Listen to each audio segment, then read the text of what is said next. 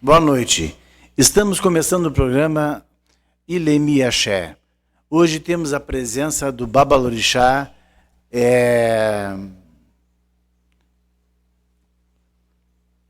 Pai Marcelo de Exu Elupandá. Pai Marcelo é oriundo da tradição cabinda, ele vem do axé de Oxalá Talabi, de João Carlos Flores, uma casa tradicional na nossa cidade. E é um prazer ter conosco o Pai Marcelo do Barajelu. Pai Marcelo, fale um pouco sobre a sua trajetória religiosa. Uma boa noite a todos. É um prazer, Pai Rubilar, estar aqui junto a ti nesta noite. Estou muito feliz, muito contente, até inclusive por tu me conhecer há muitos anos e muito eu comentei lá na minha casa religiosa, de me lembrar várias vezes abrindo a porta para ti quando tu chegava lá na casa, do falecido vovô, do pai João Carlos, como eu chamava ele, Deus de menino. Né? Então eu estou muito emocionado de estar aqui participando deste programa ao teu lado. É uma satisfação, uma alegria muito mesmo obrigado, de participar junto aqui contigo e junto de todos aqueles que estão assistindo, né, neste momento, nesta hora. Né, é um prazer. Né? Então, iniciando sobre minha trajetória religiosa, muitos ainda estão aqui, né, no mundo, na terra, que estão entre nós, que sabem do meu caminho religioso, sabem que eu iniciei na casa do pai João Carlos de Oxalá Tanabi. Ali eu iniciei, fui criado por ele, fui aprontado por ele. Ele me viu eu nascer, deu o nome que eu tenho hoje, Marcelo, foi ele. Então, assim, eu nasci num berço religioso, onde tudo que eu pratico hoje, sei, dentro da nação de Cabinda, é o que eu faço até hoje, como eu aprendi com ele. Então, é muitas coisas, muitos assuntos, né, que a gente pode conversar aqui hoje. São muitas lembranças, né, Marcelo? Muitas lembranças. Eu lembro, eu conheci o Marcelo ainda menino, jovem ainda, na casa do pai João Carlos. O pai João Carlos foi um grande amigo que eu tive. E eu sempre saliento assim, a figura do pai João Carlos, porque ele foi o pai de santo da nação cabinda que mais se destacou em sua época. Né? Foi o pai de santo que levou a nação cabinda para o Uruguai, para a Argentina, né? Teve muitos filhos de religião, ajudou muitas pessoas. A maioria das casas da nação cabinda foram abertas através do pai João Carlos de Oxalá. Com certeza. Um grande amigo que eu tive. E sem sombra de dúvida, uma história que não pode ser esquecida. Isso é história. A gente faz questão de frisar isso para os mais novos, para que eles tenham consciência de que se hoje vocês tocam batuque cabinda em Pelotas, isso vem de uma origem. Pai João Carlos de Oxalá Talabi. Com certeza, pai Rubilar, tu tem toda a razão. Né? Eu vou falar vovô porque eu me acostumei a falar nele com esse carinho. Eu nunca consegui chamar ele de pai, né? E ele nem gostava. Então eu chamava ele de vovô, que era um carinho imenso por ele, mas realmente ele não deve ser nunca esquecido. E Deus que ele partiu, realmente ele foi esquecido. Muitas casas aqui hoje em dia não falam mais sobre o pai João Carlos de Oxalá Tanabi. Muitos falam que foram filhos dele, alguns seguem algum ritual, algum fundamento como ele ensinou, outros não.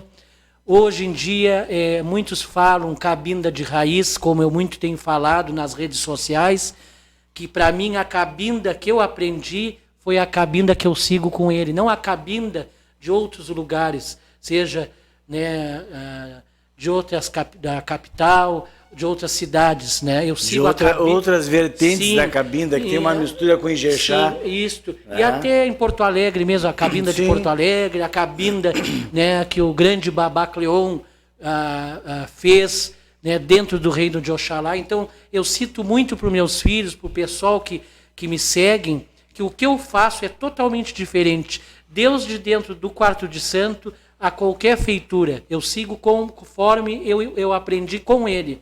Né? Então, eu não sigo ritual a não ser o que eu aprendi com ele. Né? Inclusive, muitos hoje até perguntam para mim, quando frequento lá minha casa, ou que me procuram para ser meus filhos de religião, perguntam para mim, pai Marcelo, por que o senhor não vai na casa de Umbanda quando a levanto após uma obrigação? E eu digo, eu não fui feito assim. A gente vai na casa de Umbanda comprar os materiais para fazer a obrigação, velas, tudo. Eu não fui feito com passeio numa casa de Umbanda. Hoje muitas coisas mudaram. Né? Hoje em dia muitos irmãos vão, né? Então tem muitos filhos que não quiseram participar da minha casa religiosa devido a isso aí, eu não querer seguir certos fundamentos que eu não concordo. Sim, então, não faz parte do fundamento. Eu tenho que seguir as minhas regras, minhas leis, né? Justamente. Então é como o senhor diz, né, pai Rubilar, com todo respeito, as vertentes, as raízes, né, buscar tudo aquilo ali, relembrar, né, coisas preservar, boas, né? Preservar os fundamentos antigos, né? Porque assim, ó, o passeio, isso foi instituído no Batuque, saía-se da casa, batia a cabeça, antes de sair para o passeio, evidente, fazia a chamada no quarto de santo, batia a cabeça, a pessoa passava na igreja, ia na praça, ia no mercado, ia na praia e vinha para casa. Podia passar na casa de um irmão para bater a cabeça. Com certeza. Né, de um amigo e ia para a casa aonde estava de obrigação, finalizar a obrigação. Agora, nós não estamos aqui para discutir até fundamentos de casas nenhuma, mas é uma coisa que a gente tem que comentar, né? Até porque é uma coisa que eu não pratico na minha casa, esse ritual. Sim, eu também não pratico. Então é uma coisa que eu explico para os meus, eu não fui feito assim. Né? Após um término de uma obrigação, o que achei eu vou buscar dentro de uma casa de Umbanda, se eu já fui buscar antes. Sim. Né? As velas, o ori, né? Tudo que é o necessário para uma obrigação. Eu não vou ali para tirar uma foto, para me apresentar, para dizer que eu cumpri aquela obrigação. Né? Esse é o grande problema. Talvez as pessoas nem saibam, algumas pessoas não saibam o significado do passeio. O passeio é a terminação da obrigação. A gente faz, a libertação da obrigação, que antigamente se dizia, o pessoal está no chão, está preso porque não podia sair para fora do terreiro, né? Então, quando a gente fazia a feitura do passeio, era para liberar, finalizar a obrigação e adquirir a liberdade de andar à rua. Mas isso tem um princípio, meio e fim. A gente faz o passeio, vai, bate cabeça, e após voltar à casa onde estava de obrigação, é que a terminação da obrigação total, que é liberado. Né? É liberado para o dia, para a noite, para o tempo, para o cruzeiro, para a hora, para todos os sentidos da vida. Justamente. E uma coisa que eu vou te parabenizar, que este teu programa está servindo assim, ó, eu vou te dar os parabéns mais uma vez perante aqui estas câmeras, que está servindo assim, ó, de muito esclarecimento e vai servir muito mais. Muito obrigado. Porque assim, ó, tu decidiu fazer esse programa e o Pai Ogum está te abençoando e todos os orixás para te, através da tua pessoa como babalorixá e como ser humano e a pessoa que tu sempre foi, porque não é porque tu me convidou para participar aqui, mas eu sei bem o ser humano e a pessoa que tu é. Né?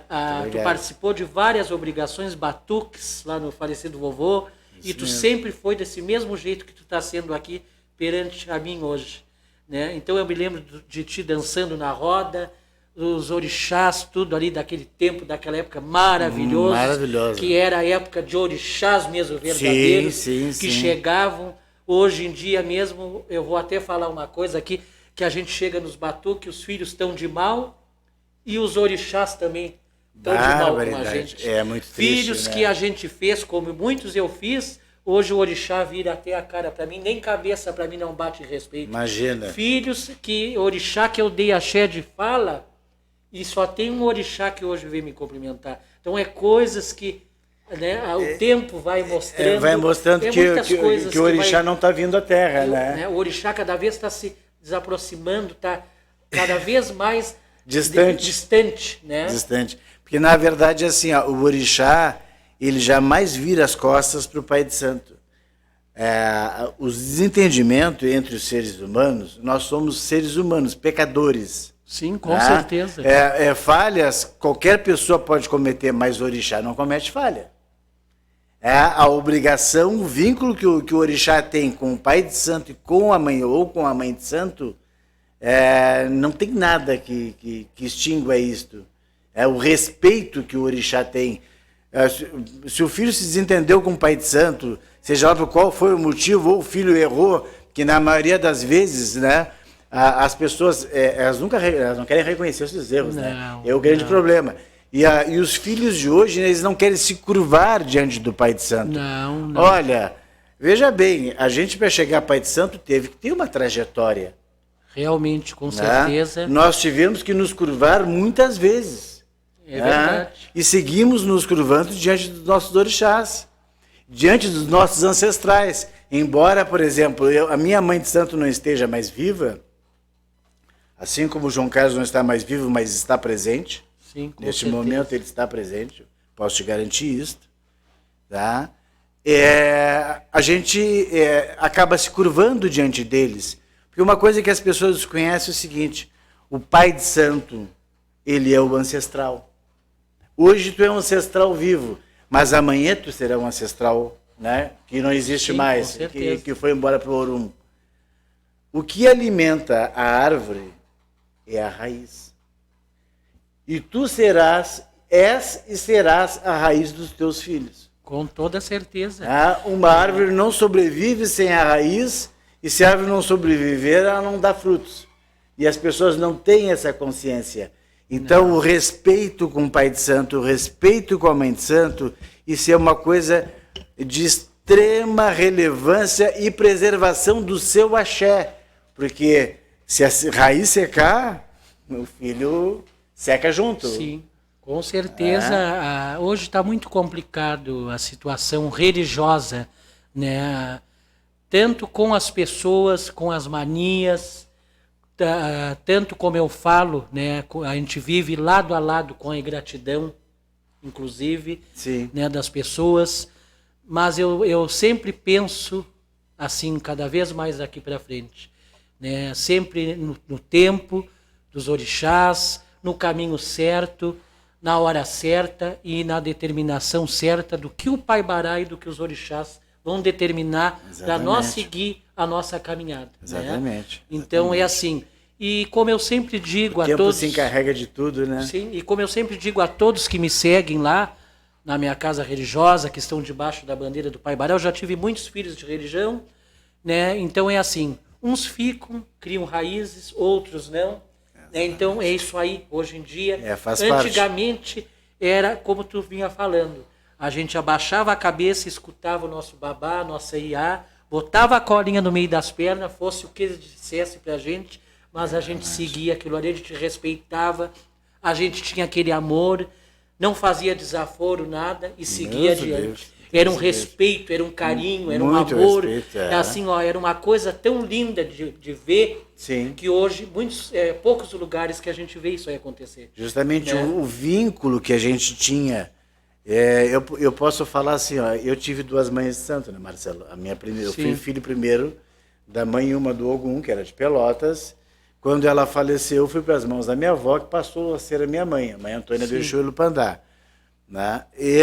Eu sempre tive um vínculo tanto com a mãe Uma como com a mãe Antônia, né? Assim, a mãe Uma já no final da vida dela, teve a passagem dela adoeceu, aquela coisa toda, teve problema de coração, teve uma série de coisas.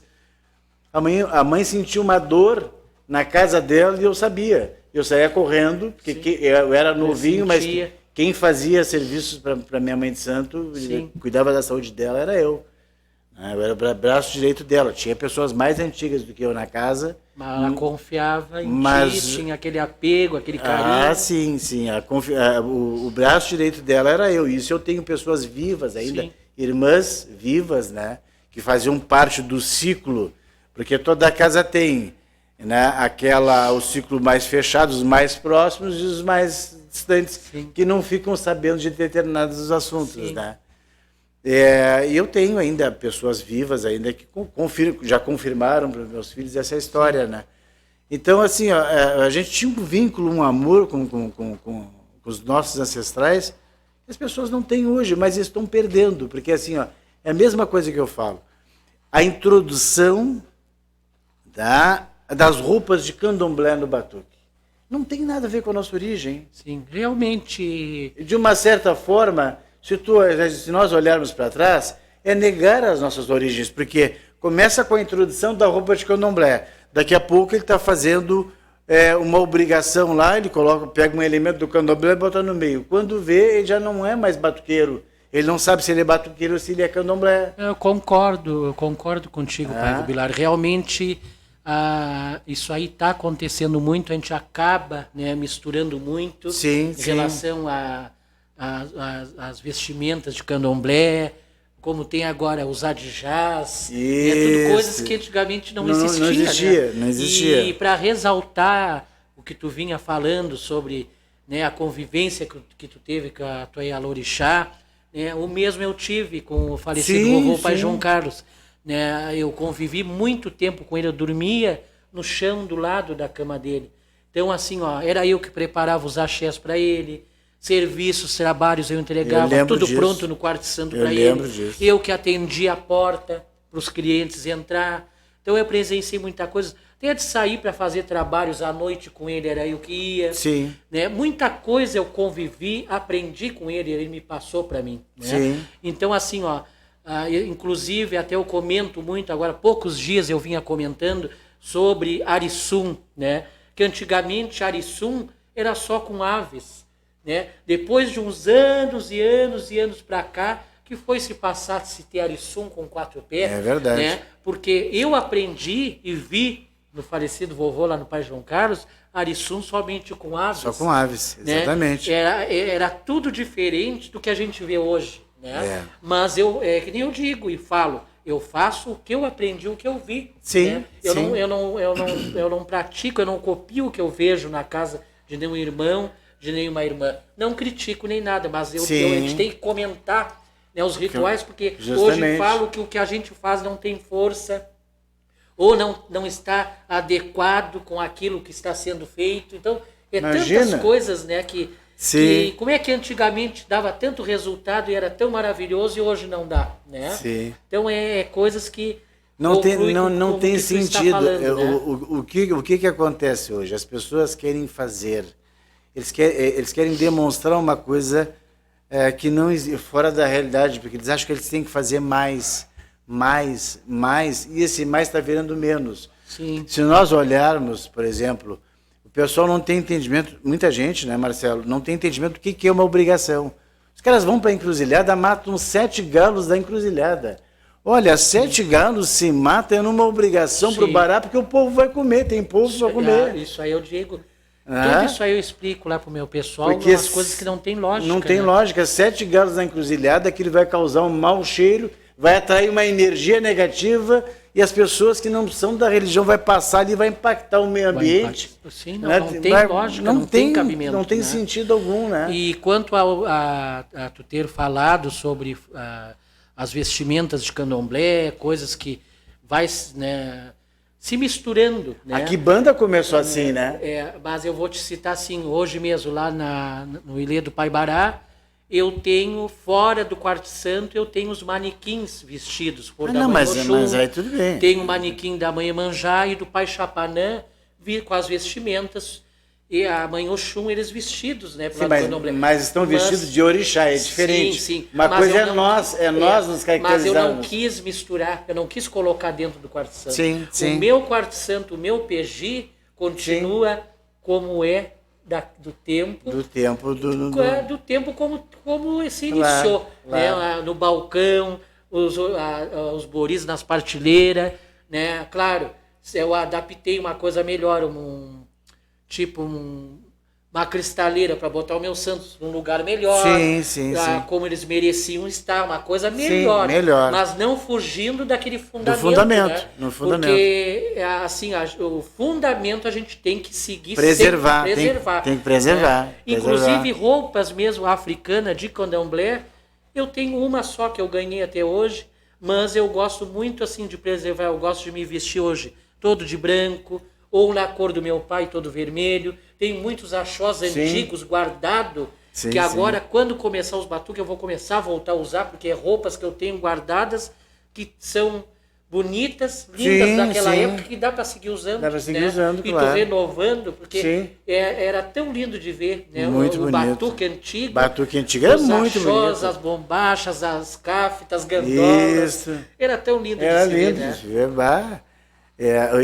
Os batuques na casa do pai João Carlos mesmo eram maravilhosos, né? Era muito bem. A gente via assim, claro, cada batuque é uma história, né? Sim, como vários lugares, várias casas de religião aqui em Pelotas também se teve, muitos batuques lindos, lindos, né? Mas eu lembro assim dos batuques, eram muito bonitos mesmo, né? A gente via aqueles orixás, o Chapanã da Clô era muito bonito. Falecido Clô. O Chapanã orixás muito verdadeiros, né? Lindos, que a gente sentia aquela energia. Hoje a gente comenta muito, eu comento lá em casa, eu conto muitas histórias, né, que eu presenciei, que eu vi, né, que é coisas que ficam gravadas pra gente, né, na gente, pra vida toda. E uma coisa que a gente tem que dizer, eu me sinto muito confortável em falar, até pelo fato de eu não ser cabinda e não ser filho do pai João Carlos, eu era um amigo dele. O Oxalá mais bonito que eu já vi em toda a minha trajetória de vida, eu vou fazer 47 anos, e agora em julho, de aprontamento, de vasilha, o Oxalá mais bonito que eu vi, que eu presenciei, foi do pai João Carlos. Fico muito feliz de tu falar foi o pai João Carlos. Isso aí. E claro que eu falar, né? Eu sempre achei lindo e maravilhoso. Sim, mas tu é filho, agora eu não sou, posso falar. Sim, fica confortável, né? Eu sempre que eu me lembro, que eu me recordo, eu tenho momentos que eu choro de saudade e me lembro. E realmente era um pai Oxalá muito lindo. Muito bonito. E muito assim, bonito. A chegada dele em todos os sentidos, tanto na chegada como na ida dele, era um orixá muito lindo. E lá no falecido vovô, no pai João Carlos, tinha uma coisa, que lá todo orixá que chegava, eu sempre conto para os meus filhos que eu não sei o que acontecia até hoje, que tinha um mistério, porque ele chamava, quando o orixá chegava naquela pessoa, naquele filho, ele chamava num lugar separado, sem ninguém ver. E ali eu não sei o que acontecia. Então tinha aquele mistério. Então lá, ou tinha que ter mesmo, ou não tinha. Né? Não tinha. Então naquela época é tudo muito diferente. Sim, casas tradicionais, né? Como casas hoje. Tradicionais, né? Hoje mesmo, a gente vai em muitos lugares aí, muitos toques, muito batuque, mais pessoas ocupadas com o orixá no meio da casa que muitas pessoas na roda. Né? Então, coisas que mudaram também, né, pai Rubilar. Então, a gente comenta muito isso, né? O que a gente vê também, uma coisa muito importante, é que as pessoas... O fundamento religioso é o que menos importa, o que importa é a foto. A gente vê, eu já vi no batuque as pessoas batendo cabeça, olhando para a foto. Ali, aquele ritual de bater cabeça que tem um significado... Sim, entendi. Tem um fundamento aquilo ali, ele se esvazia. Porque as duas pessoas estão olhando para a foto. A pessoa que está batendo cabeça e a mãe de santo ou o pai de santo está abençoando, estão preocupados com a foto, com o close. Eu entendi. Né? E o fundamento religioso vai para o espaço. Né? Eu entendi. O verdadeiro sentido do bater cabeça. Né? Tudo isso que nós estamos conversando aqui é coisas que estão acontecendo e que realmente tu tens razão e a gente tem que procurar não deixar ir para esses caminhos aí. Sim, né? procurar preservar no sentido de conversar, orientar as pessoas, para não perder o foco, né? Porque quando a gente perde o foco, perde a força. Essa é a grande realidade. E o que nós não queremos é que a nossa cultura se perca. A nossa intenção, né? Aliás, a nossa obrigação, quanto religiosos, além de praticar a religião, é preservar a nossa cultura, a nossa identidade cultural. Eu não quero amanhã, depois, daqui a 30, 40, 50 anos, certamente eu não vou estar mais aqui, né? Mas se eu tiver alguma visão deste plano, eu olhar para o Rio Grande do Sul e ver um batuque que não é mais batuque, né? As pessoas totalmente perdidas, porque assim, ó, quando a gente vira as costas para os nossos ancestrais, né? Os nossos rituais iniciáticos pelo qual nós fomos feitos, nós estamos negando as nossas origens. Essa é a grande realidade. É como um filho chegar para você e dizer assim, não, tu não é mais meu pai, tu é feio, o outro lá é bonito, é meu pai. Sim. Aí eu quero ver se na hora do pai bonito, a hora que a pessoa precisar, se o pai bonito vai reconhecer ele como filho e vai fazer alguma coisa por ele. Tem toda essa lógica aí, todo esse contexto, né? Aí ele vai recorrer a quem? O pai de santo, a mãe de santo, aquele que ele achava um ritual feio porque era batuque. Aí o ancestral vai dizer, mas tu não me reconhecia como pai, por que eu vou te ajudar? Quer dizer, poderá até ajudar, mas vai deixar penar um pouquinho. É inevitável, né? A vida é feita de escolhas, né? Quando as pessoas fazem as escolhas erradas, acabam pagando um preço por isso. Com certeza. Então, de uma certa forma, assim, a gente que tem mais tempo de religião, que já viveu um pouco da religião, o que nós queremos deixar para os mais novos? Um pouco de orientação para que eles preservem a sua identidade cultural. É muito cômodo a gente absorver uma cultura que não é nossa. É bom para eles. E vamos desfazer da nossa? Com toda certeza. Não podemos fazer isso, né? Tu sabe, pai Rubilar, que eu vou, assim, ó, a minha história religiosa, ela é muito longa, né? Até nós estávamos conversando antes de iniciar o programa, né? Porque iniciou Deus da barriga da minha mãe, né? Do ventre, aonde eu nasci, ali eu já fui colocado na religião. A minha mãe foi, inclusive, para o chão, entrou para a religião por problema de saúde, que foi aonde ela se curou, melhorou do problema que ela tinha, né? Então ali eu iniciei. Com 13 anos eu fiz o meu primeiro bori de 4 pés. Então isso aí eu comento muito para muitas pessoas lá em casa, pessoas que convivem no meu meio religioso, que são mais próximos a mim. Foi a mesma idade, né, que eu fui iniciado. Que eu iniciei diferente, que hoje, se eu começar a falar para muitas pessoas, comentar, muitos vão dizer, isso aí não existe. Mas antigamente não se iniciava como se inicia hoje. Não. Antigamente se iniciava uma obrigação somente numa quartinha, num prato. Né? Sim. Ou se iniciava ligado na obrigação do babalorixá, se ele quisesse também. Sim. Como inclusive eu fui iniciado e tem prova de pessoas na época, né? Hoje já muitos partiram, né? Mas eu fiz o meu primeiro bori em fevereiro. Não me recordo a data agora, porque eu não sou de recordar a data, mas eu tenho tudo anotado lá em casa. Mas quando eu fiz o meu primeiro bori de 4 pés, eu não tive a minha quartinha e nem a mantegueira de início, como eu vinha te falando. Eu já fui ligado direto no Okutá do Baragelu, do Otá, do Baragelu, do falecido vovô. Então eu fui ligado no baradeiro, numa festa grande. Para depois, no próximo ano, eu vim a ter o meu bori, a minha mantegueira e a minha quartinha, que é o que eu tenho até hoje. Sim, fazia-se isso e segurava a vida da pessoa. A pessoa podia estar mal. Hoje acho que tem gente que mata 2, 3, 4 pés, como eu já vi, para chamar santo. Eu já vi caso, né, da pessoa para chamar um orixá, só não vou citar nomes, é claro, né? De matar um 4 pés, um casal de angulista, 2 galos e mais um para chamar o orixá para a pessoa. Inclusive, até eu vou ressaltar aqui, né, a te acompanhar junto. Não sei se no teu lado existe isso. Na cabinda eu aprendi com o falecido vovô muitos tipos de obrigações que eu presenciei de fazer, inclusive desligamento de pessoas que partiram, né? Se a pessoa não tivesse condições de cortar 4 pés de Bará Oxalá, cortava o 4 pés para o seu orixá, desligava com as aves, até a pessoa ter condições ali, lavava, fazia toda a obrigação. Hoje, se tu fala isso, eles dizem que não existe. Mas eu vi com meus olhos, eu aprendi. Outra coisa, isso se faz em todas as nações. Encostar orixá também. Também. Né? Não sei se no teu lado... Faz, sim, se faz, né? Tu encosta sentar orixá. um orixá, se pôr de 4 pés, encostar as passagens. Isso.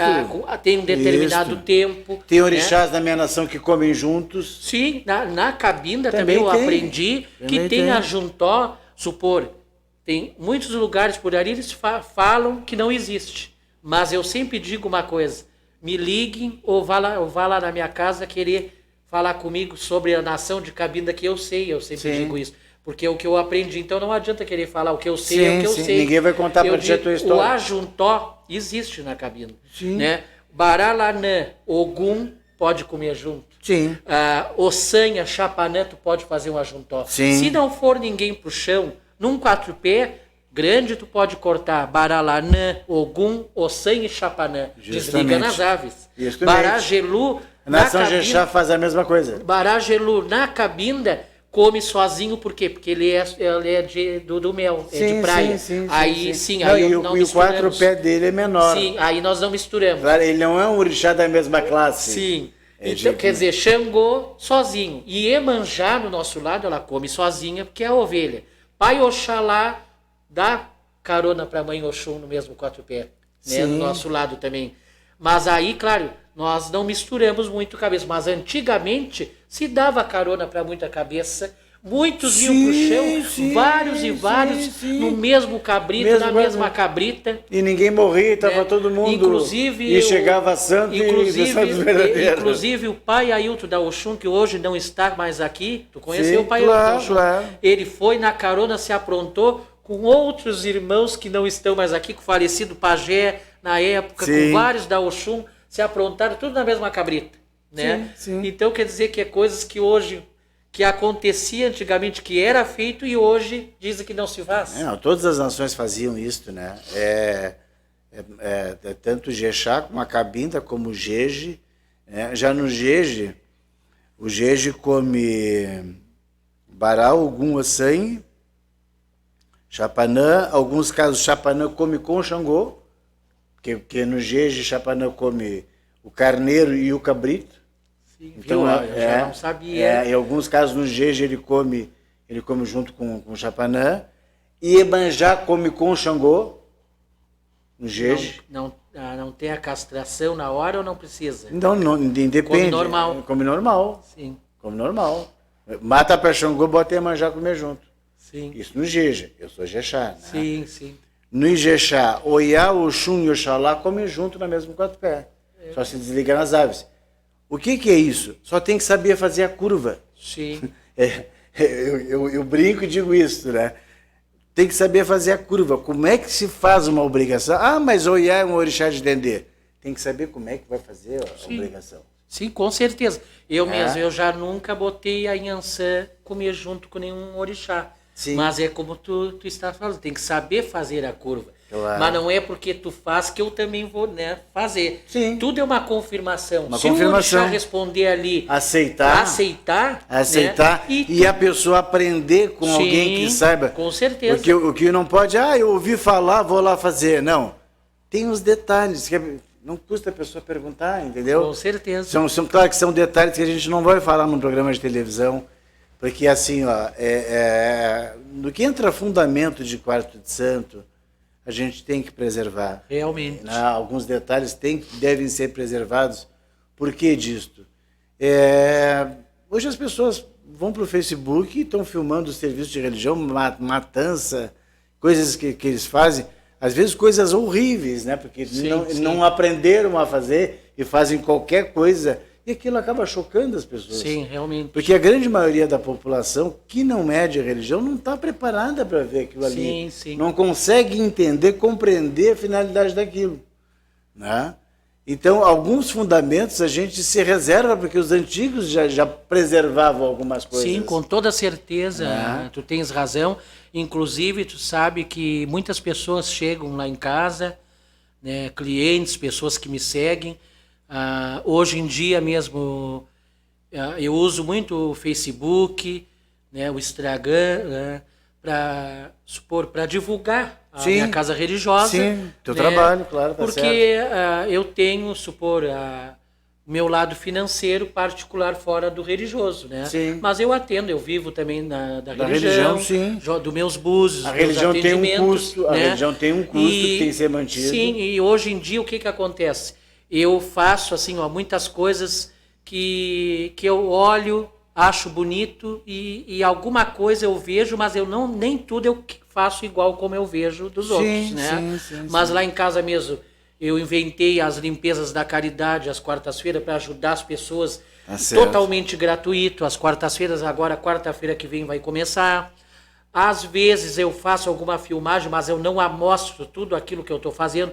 Mas do Quarto Santo eu não amostro ritual nenhum, né?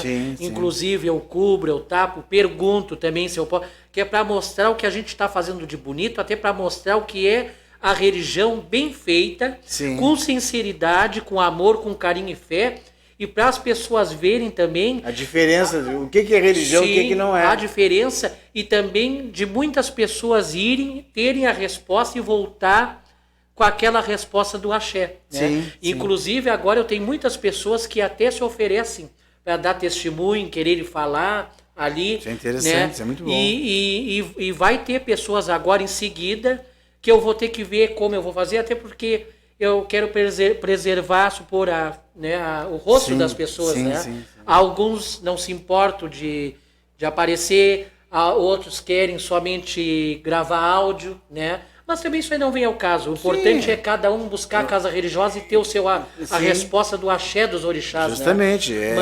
É solucionar o seu problema. Mas o que eu procuro fazer é sempre esse caminho assim, ó, lindo, bonito, de mostrar o que que a nossa religião de matriz africana tem de bonito para mostrar, que é passar um axé numa pessoa, uma canjica branca, um axé do Pai-Bará, uma pomba branca para a saúde.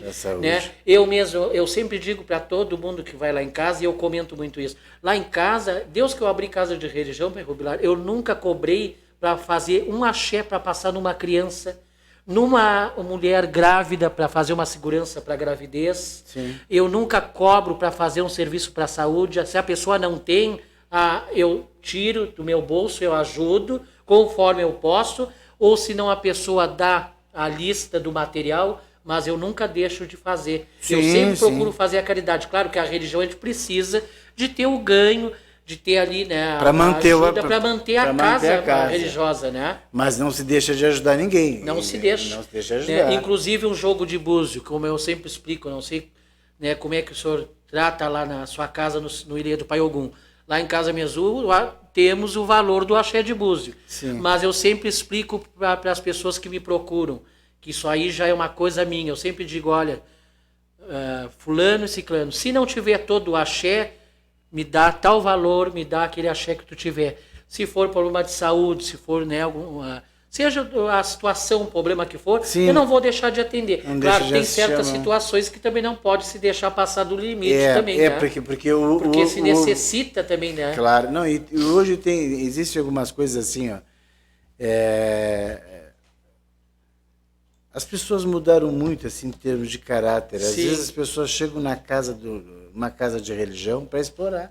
Tem tudo isso aí. Com a intenção de explorar. Quer dizer, verdade, com certeza. A pessoa já chega, às vezes, contando uma história fantasiosa que a gente vê que não é realidade, com a intenção de se beneficiar e virar as costas e não deixar nenhum pacote de vela para o orixá. Com certeza. Consegue os axés, tem as respostas.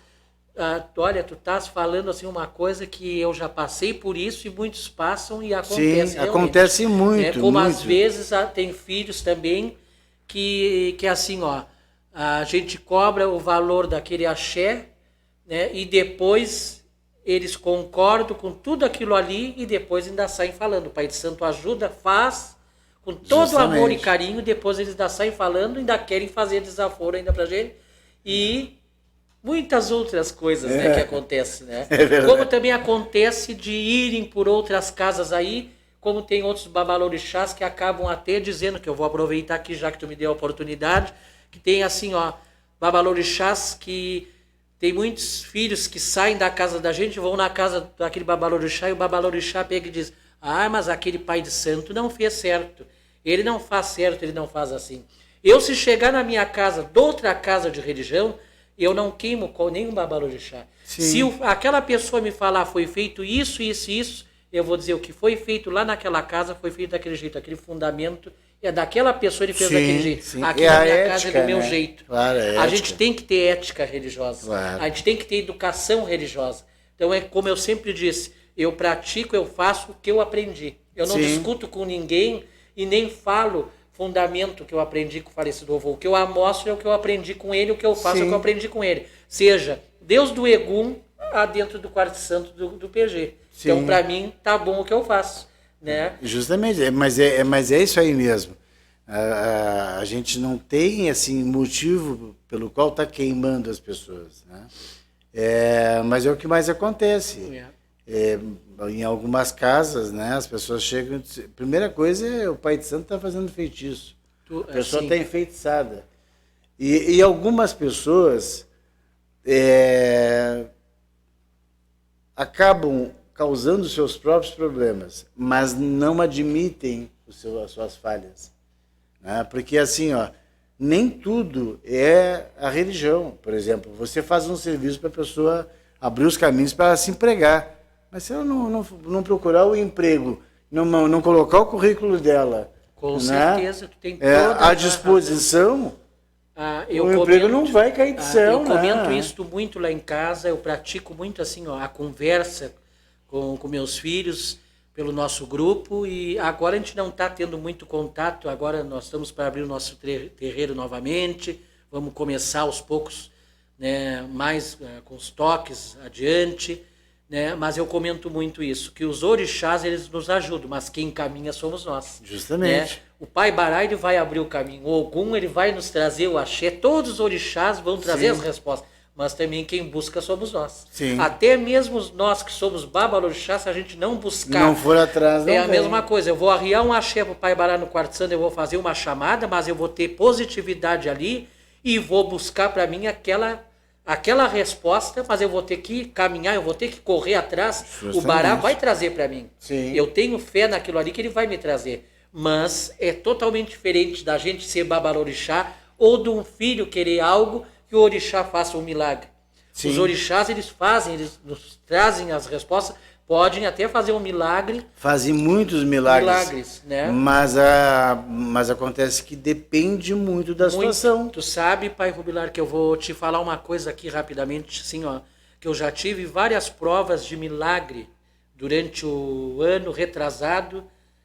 Foi o ano do Pai Chapanã com meu filho, que está com 15 anos, que eu já falei muito, não sei se tu chegou a saber ou não, que fazia muito tempo que a gente não se via, que o meu filho ele teve um problema de coração muito sério, grave. Ele teve até na fila do transplante, em Porto Alegre. Eu tive com ele aqui em Pelotas hospitalizado e daqui fui para Porto Alegre com ele. Então eu tive uma prova muito grande de Deus, dos orixás, de todos os espíritos superiores de luz e da espiritualidade do Pai Chapanã, do Pai Ossanha, todos os orixás para mim. Dali, Deus nesse momento, de tudo que eu passei com ele, é onde eu me tornei um homem mais de fé ainda. Sim. Porque o meu filho está vivo hoje, agradeça a Deus e os orixás as trocas que foram feitas para ele. Sim. De coração. Eu coloquei ele no chão de 4 pés, eu sentei o Pai Oxalá, sentei a Mãe Oxum, o Pai Chapanã, o Pai Baragilu para ele. E hoje ele está curado. A médica dele, doutora Aline Bota, em Porto Alegre, ela disse para mim, seu Marcelo, seu filho, é um milagre que aconteceu com ele. Porque entre 100 crianças, é poucas que se salvam na situação dele. Sim. E tu vai conhecer o meu filho pessoalmente quando tu for lá na minha casa, e tu vai ver ele hoje, ele está curado, ele saiu da fila do transplante. Sim, e o coração dele voltou ao normal. Então é um milagre, ele foi um milagre dos orixás de Deus. A gente né? passa por situações difíceis e alcança determinados milagres. Mas aí tudo é conforme o merecimento, a hora, o tempo dos orixás e quando tem que acontecer aquilo ali. Acontecer. Né? É a mesma coisa, quando chega a hora, é a hora e não adianta. Não adianta, porque assim, isso faz parte da trajetória da pessoa. Eu costumo dizer para as pessoas o seguinte, existem 2 caminhos para entrar para a religião. Ou pelo amor ou pela dor. Isso aí eu comento muito. A questão do amor é uma coisa assim, é muito muito fácil, é uma coisa pouco sustentável. Porque o amor ele acaba, né? Agora, quando a pessoa entra pela dor, ela passa a acreditar de fato na existência da espiritualidade. Com né? toda certeza. Porque a gente aprende realmente com o sofrimento. Nós estamos aqui para aprender. Para aprender, para nos aperfeiçoar, para... Justamente. Né, muitas coisas, né? Passar e se melhorar, né? Como sim, assimilar, né, o aprendizado que a vida nos traz. E quando nós passamos situações difíceis, de muito sofrimento, problemas de saúde, como eu trato assim de casos de saúde desde os meus 19 anos. Eu tive um período na minha vida assim, eu só tratava de gente, já morreu, só o cara que não sabe, caía nas minhas mãos. Lá eu disse, não, esse não morreu ainda, esse eu vou salvar. Então eu trabalho muito para a saúde. Para a saúde. Entre tantas coisas, mas sim, saúde... mais é a saúde. Mais é a saúde. E eu já vi tanta coisa, já passei por tanta coisa assim que é um aprendizado, entendeu? Tu vê o médico chegar e dizer assim, não tem mais o que fazer, não tem mais volta. E aí o orixá diz, não tem volta. Tem volta. Só que nesses casos, assim, a gente luta contra o tempo, né? Com certeza. Que as pessoas às vezes não têm, porque assim, a gente não tem tempo para pensar. Ou tu dá medicação, né?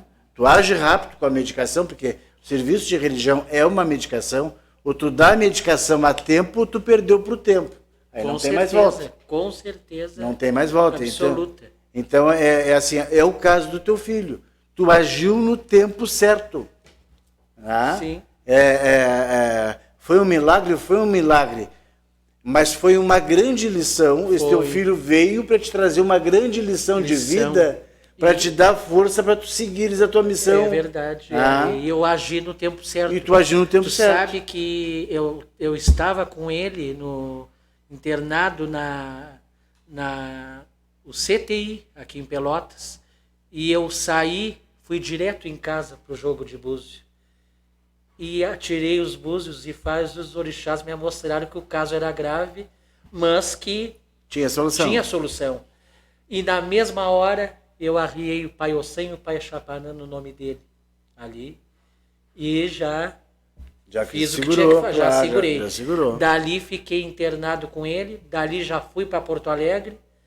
E quando eu cheguei em Porto Alegre, ele estava desenganado, só que ia partir para as medicações. Sim. E ali foi indo, e ele foi melhorando e foi sendo feito coisas aqui, porque de lá eu fui orientando o meu pessoal aqui. Que eu tive muita ajuda de muitos irmãos que me ajudaram também, até irmãos meus de religião, que eu até vou citar aqui, a mãe Gismara da Oxum, mãe Rejane da Iemanjá, que na época estavam sabendo, né? Poucas pessoas. Sim, aquelas mais próximas. Mas me ajudaram, pediram também pelo meu filho, como muitos filhos meus de Umbanda da Nação, orando e rezando. Mas é uma coisa que, como tu está falando, correr rápido e a gente ter as respostas e a prova, né, da espiritualidade. Né? E outra coisa também, cirurgia astral, eu procurei esse lado aí também, porque além da nação de Cabinda, eu cito muito disso aí, porque depois de muitos anos, eu fui buscar o kardecismo, eu estudei o kardecismo um pouco. Sim, é muito bonito. O kardecismo é muito bonito. E fiz cirurgia astral no Tupiara, do Rio de Janeiro. O trabalho deles é excepcional. Fui no Trilha Jardim, aqui em Pelotas, que é um lugar maravilhoso, porque não é porque a gente é africanista, é da nação de Cabinda, seja que nação for, que a gente não vai buscar, porque a gente respeita todas as religiões. Justamente. Ao contrário, né, que queimam a nossa religião, mas a gente respeita todas as religiões, né? Sim. Mas é isso aí. Não, é muito interessante. O kardecismo, eles tratam muito da saúde. O Templo Espírita Tupiara, eles fazem um trabalho fantástico. Eu fiz uma cirurgia, que eu tenho rinite alérgica, né? E isso na década de 90, eu comecei a ter a apneia. Eu me acordava né, com falta de ar, e me sentava na cama e começava a respirar com muita dificuldade, depois passava tudo bem, aí eu conseguia dormir, colocava remédio no nariz. E aí, só que chegou um ponto que estava demais, né? E eu escrevi para o Templo Espírita Tupiara e eles me fizeram uma cirurgia astral. E eu me recordo, assim, do ato da cirurgia.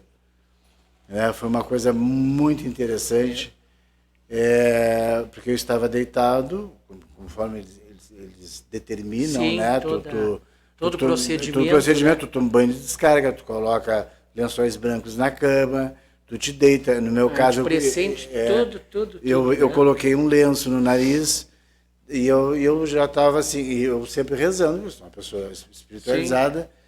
Quando eu vejo assim, entra um médico e uma enfermeira. O nome do médico era Dr. Lamartine Barros. Ele entrou, quando ele chegou perto de mim, eu apaguei, me anestesiaram. Aí eu perdi a consciência. Quando eu me acordei, que eu tirei o lenço, tinha um risco no meu nariz, como quem passa uma unha assim, ó, fica um filete, né? E eu olhei no espelho aquele risco, ele foi desaparecendo. Eu passei 6 anos sem usar medicação no nariz. É muito lindo, e a gente vê que realmente tem a espiritualidade, né, muito próximo da gente aqui na Terra, né? Sim. Hoje vamos... Tu me passa a torta dali, por favor? Nós vamos sortear uma torta que o pai Marcelo trouxe para nós sortearmos para os participantes do nosso programa. Esta torta veio com todo carinho, né, para trazer a doçura, a leveza, a paz, a clareza. A alegria. É uma torta simples, né? Dá umas 15 fatias, mais ou menos, mas o importante é para quem vai ir, né, de bom coração. Sim, de bom coração. Vamos ver aqui. Vamos jogar búzio. Vamos ver quem é que vai sair. Eu vou balançar aqui e o pai Marcelo vai tirar o nome. Vamos ver então para quem vai, que possa ir para as mãos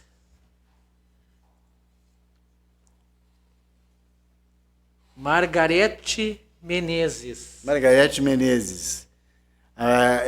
Pede para ela, Margarete, passar o endereço. Margarete Menezes. Passar o endereço para que a gente possa fazer a entrega da torta. E aí o WhatsApp dela, né?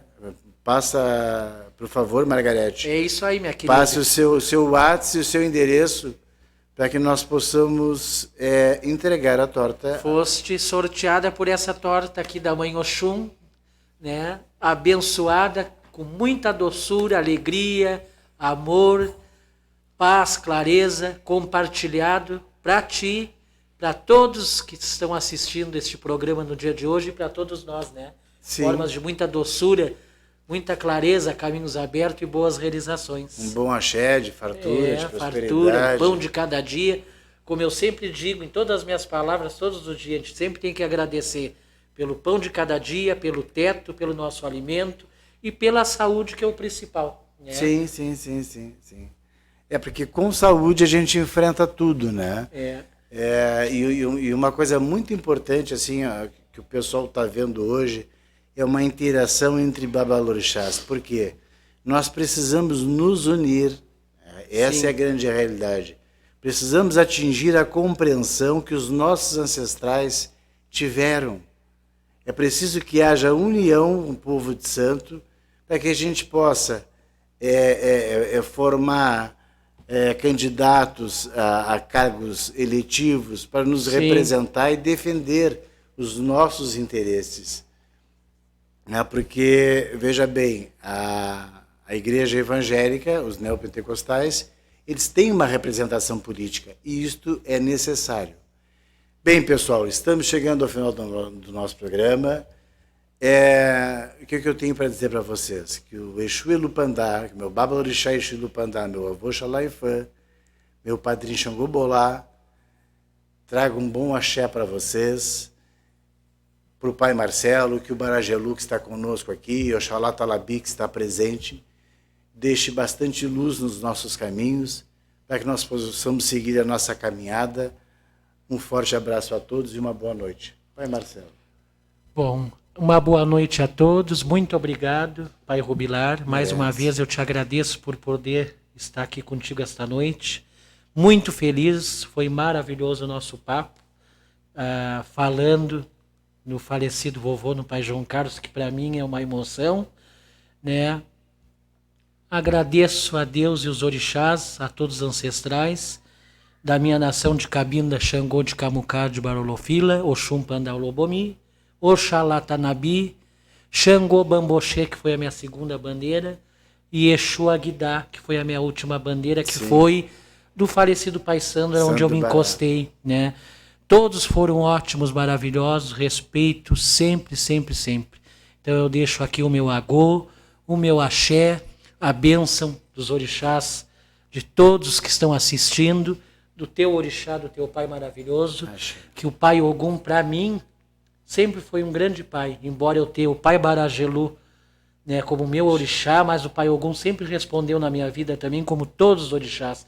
Eu tenho ele lá em casa e eu sempre tive um grande amor pela imagem dele, que é simbolicamente do sincretismo religioso, mas é um amor como, não só por ele, como por todos os orixás.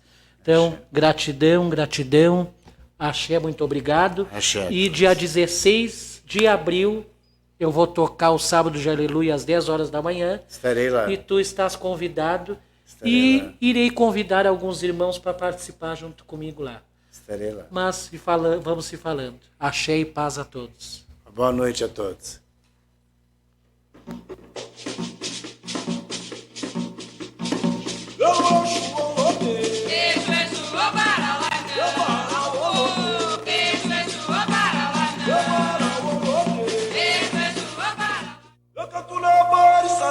Eu sou Godu e ela é boa.